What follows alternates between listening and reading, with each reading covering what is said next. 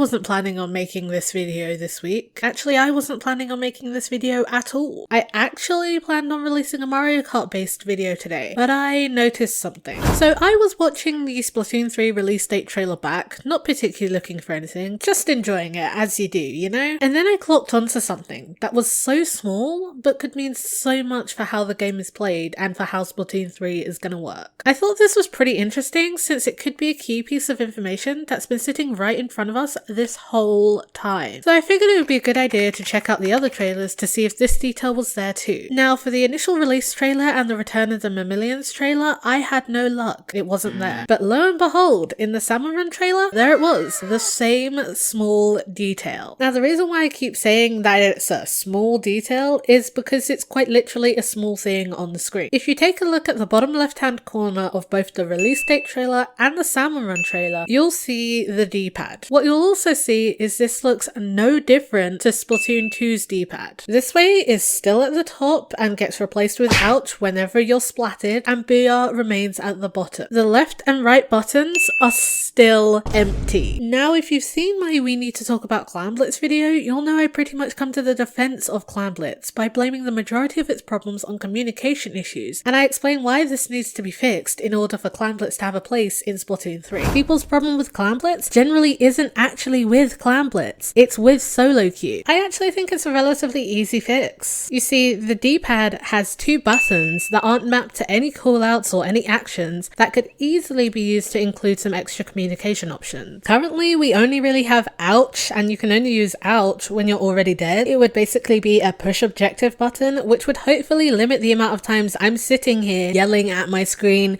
get on the tower, pick up the Rainmaker, throw the power cloud. On a personal level, the two things I wanted to see the most in Splatoon 3 was some sort of awards or achievement thing, which it looks like we're getting with the new medal system, and I am super excited for that. But the other thing was an improvement on in-game communication for solo queue and public lobbies especially. Now obviously it makes sense why we didn't see the D-pad in the Return of the Mammalians trailer. That's the single player mode where you don't need those communication options. However, the fact that the D-pad actually appears like this on the two most recent trailers honestly doesn't give me much hope that we will be getting those improved in-game communication options that so many of us would love to see. But who knows? We have a good amount of information about Splatoon 3 now, but there's still so much we don't know. We don't know what the ranked modes are going to look like, we don't know who the idols are, we don't know what's happened to Marina and Pearl. There's still so many unknowns. Maybe improved in-game communication options will get revealed at a later date, but I can't say I'm convinced that's going to happen. I think Nintendo potentially could really be underestimating how much better solo queue could be if we literally just use those two buttons for extra communication. You know, Splatoon is a team-based game, and I think that not capitalizing on an opportunity to improve communication would be a big mistake. However, in spite of all that, I am still incredibly optimistic for Splatoon 3. I'm sure it's going to be great either way, and I really can't wait to play it.